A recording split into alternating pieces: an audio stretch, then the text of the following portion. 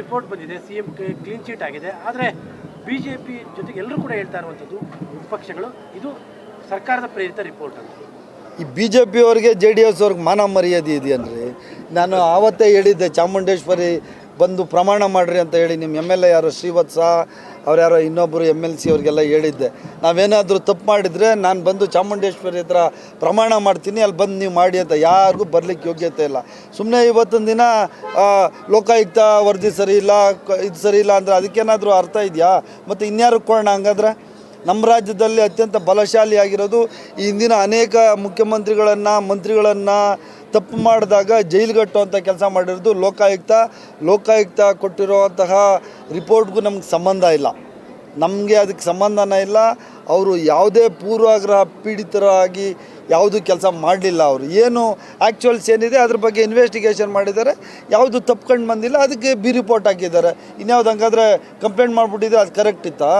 BJP ಅವರು ಮತ್ತು ಬೇರೆ ಪಕ್ಷದವ್ರು ಹೇಳ್ತಾರೆ ಅಂತೇಳಿ ಇನ್ವೆಸ್ಟಿಗೇಷನ್ ಮಾಡೋಕ್ಕಾಗಲ್ಲ.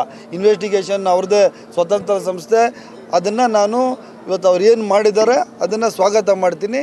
ಎಲ್ಲ ನ್ಯಾಯ ನೀತಿ ಏನಿದೆ ಈ ರಾಜ್ಯದ ನಮ್ಮ ಸಂವಿಧಾನ ಏನಿದೆ, ಸಂವಿಧಾನದ ಪ್ರಕಾರ ನ್ಯಾಯ ಸಿಗ್ತದೆ.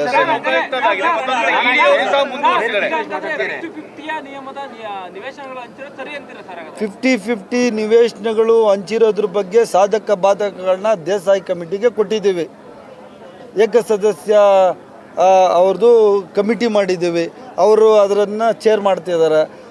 PN ದೇಸಾಯಿ ಅವರವರು ಏನು ನಮಗೆ ರಿಪೋರ್ಟ್ ಕೊಡ್ತಾರೆ ಆ ರಿಪೋರ್ಟ್ ಮೇಲೆ ನಾವು ಕ್ರಮ ತಗೋತೀವಿ. ಮುಂದುವರಿಸಿದ್ದಾರೆ. ಯಾಕಂದ್ರೆ ಇವತ್ತು ಸಹ ಮುಡಾದ ಅಧಿಕಾರಿಗಳ ಕರೆಸಿ ವಿಚಾರಣೆ ಮಾಡುವಂಥದ್ದು ಒಂದು ಕಡೆ ತಮ್ಮ ಮೇಲೆ ಮತ್ತೆ ಪಾರ್ವತಿಯವರ ಮೇಲೆ ಇರುವಂಥದ್ದು ಅದಕ್ಕೆ ವಿಸ್ತರಣೆ ಆಗಿದೆ. ಹೇಗೆ ನೋಡಿ, ನನಗೆ ಈ ದೇಶದ ನ್ಯಾಯಾಂಗದ ಬಗ್ಗೆ ನನಗೆ ನಂಬಿಕೆ ಇದೆ, ಸಂವಿಧಾನದ ಬಗ್ಗೆ ನಂಬಿಕೆ ಇದೆ. ಈಗ ನ್ಯಾಯಾಂಗ ಏನು ನಿರ್ದೇಶನ ಕೊಡ್ತದೆ ಅದ್ರ ಪ್ರಕಾರ ನಾವು ಮುಂದುವರಿತೀವಿ. ED ಆದರೂ ಹೋಗಲಿ, ಇನ್ನೊಂದಾದರೂ ಹೋಗಲಿ, ಮತ್ತೊಂದಾದರೂ ಹೋಗಲಿ, ಅದ್ರ ಬಗ್ಗೆ ನಾವು ಏನು ತಲೆ ಕೆಡಿಸ್ಕೊಳ್ಳೋ ಅಂಥ ಸಂದರ್ಭ ಇಲ್ಲ, ಹೆದರ್ಕೊಳ್ಳೋ ಅಂಥ ಸಂದರ್ಭವೂ ಇಲ್ಲ.